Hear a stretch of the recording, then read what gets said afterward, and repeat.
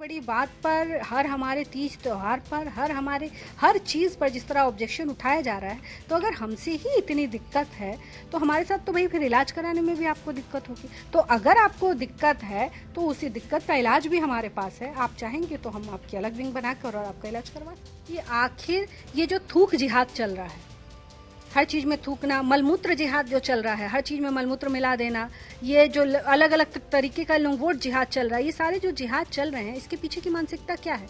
कितनी गंदी, कितनी निचली, कितनी घृणित, कितनी विकृत मानसिकता से ये व्यक्ति प्रभावित होंगे जो इस तरह की हरकत कर रहे हैं। और मैं एज अ हिंदू, मैं अपने धर्म को बचाना चाहती हूँ। मैं ये नहीं चाहती कि मैं किसी का थूका हुआ खाना खाऊं, मैं ये नहीं चाहती मैं किसी का मलमूत्र मिलाया हुआ जूस पीऊं, मैं ये नहीं चाहती कि मेरे साथ कोई इस तरह का कुछ भी इंसिडेंट्स हो, तो मैं उसका विरोध कर रही हूँ और उसके खिलाफ आवाज उठा रही हूँ। उत्तर प्रदेश में भले ही 2027 में विधानसभा का चुनाव है, लेकिन जिस तरीके से राजनीति हो रही है, कहीं ना कहीं माना जा रहा है कि इसमें अब एक एक कदम हर विधायक फूक फूक कर रख रहा है और साथ साथ अपने बयानों से भी आगे बढ़ता नजर आ रहा है। हमारे साथ केतकी सिंह मौजूद हैं जो बीजेपी से विधायक हैं और उन्होंने साफ तौर से कहा है कि जो मुस्लिम या कम्युनिटी है, जो विशेष समुदाय है, वो अलग से चाहे तो इलाज के लिए सुविधा दी जा सकती है उनको, क्योंकि जिस तरीके से ऑब्जेक्शन रहता है तो कहीं ना कहीं ये वजह ना बने, ये भी मामला सामने को। हमारे साथ केतकी सिंह जी मौजूद, उनसे भी पूछते हैं किस तरीके का बयान था जो आपने बयान दिया है, जिसमें मेडिकल कॉलेज बनाने की बात की जा रही थी बलिया में। तो क्या उस मेडिकल कॉलेज में जब फैसिलिटी होगी उसको लेकर आपने क्या बातचीत की और क्या कहा?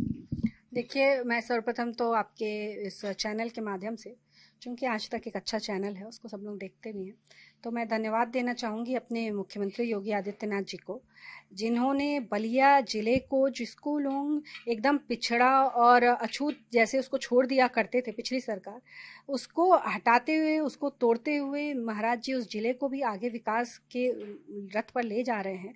मेडिकल कॉलेज मिलना ये अपने आप में बहुत बड़ी बात है, तो मैं धन्यवाद करना चाहूँगी अपने महाराज जी को।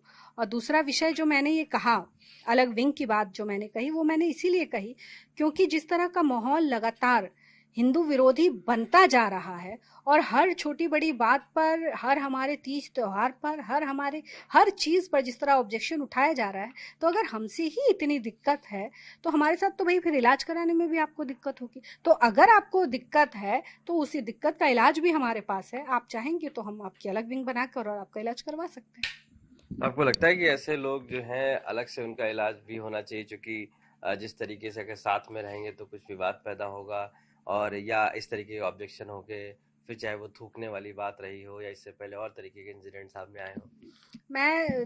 यही जो ये मैटर आपने कहा ना, ये मैटर बहुत ही सेंसिटिव है और इस पे बात करने की जरूरत है कि आखिर ये जो थूक जिहाद चल रहा है, हर चीज में थूकना, मलमूत्र जिहाद जो चल रहा है, हर चीज में मलमूत्र मिला देना, ये जो अलग अलग तरीके का लंगोट जिहाद चल रहा है, ये सारे जो जिहाद चल रहे हैं, इसके पीछे की मानसिकता क्या है?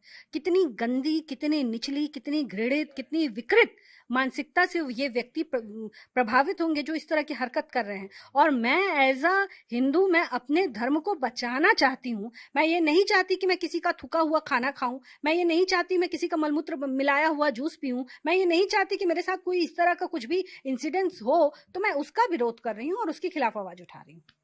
आपको काफी समय लगा क्योंकि आपको इस चीज को, आप बलिया में जो कि मेडिकल कॉलेज बनना, तभी आपको लगा कि नहीं ऐसी चीजें होनी चाहिए, या आपको लग रहा था कि बहुत समय से ये लगातार चीजें चल रही उत्तर प्रदेश में और अब उनका समय है कि कहीं ना कहीं अलग विंग टाइप स्टिक्स बनाया जाए? नहीं, देखिए, पूरे सिर्फ उत्तर प्रदेश की बात नहीं है, पूरे भारत देश में ही नहीं, जहां कहीं भी इस तरह के विकृत मानसिकता के लोग रहते हैं, वो ये जरूर अपना ये करते हैं कि ये थुकथुका के खिलाना पिलाना और ये सब करना, वो इनके डीएनए में शामिल रहता है, वो ये चीज करते रहते हैं। तो जब भी आदमी इस तरह की कोई घटना देखता था तो मन इतना अंदर से क्रोधित हो जाता था कि बताओ, हम लोग तो कहीं ये देख कर नहीं जाते कि वो किस धर्म का व्यक्ति है जो बेच रहा है। हम तो किसी भी व्यक्ति के पास जाके सब्जी खरीद लेते हैं, फल फूल खरीद लेते हैं, हमारे बच्चे हैं, सबको, ये हमारे बूढ़े माता पिता हैं, तो वो तो बिल्कुल भी ये बात नहीं देखने जाते हैं। तो आखिर ये हमारे धर्म के साथ, हमारी आस्था के साथ हमको इस तरह क्यों खिलाया जाता है? इसका ये कब बंद होगा भी कि नहीं होगा, इसके खिलाफ आवाज उठाने की जरूरत है। और ये मुद्दा मैंने अभी इसलिए उठाया क्योंकि मैं देख रही हूं कि अभी होली शुरू नहीं हुई, अभी होली आने में समय है और तब तक हमारे त्योहार को लेके मार पूरा प्रोपेगेंडा इस देश में फैला हुआ है कि होली में ये हो रहा है तो ऐसा नहीं होना चाहिए, तो 2 बजे के बाद होना चाहिए, तो ढाई। अरे क्यों होना चाहिए भाई?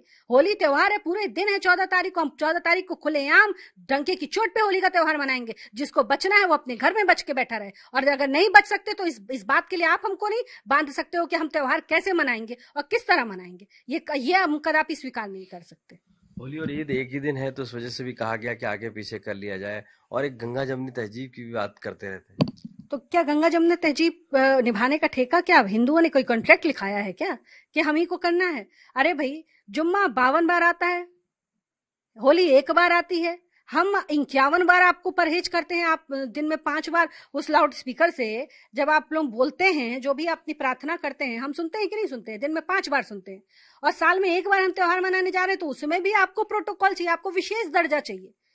आपको भारत में रहना है, परंतु आपको विशेष दर्जे के साथ रहना है। ये तो दोहरा मापदंड नहीं चल सकता है। जिस तरह हिंदू है उस तरह मुसलमान है, आपको उसी आधार पर रहना पड़ेगा।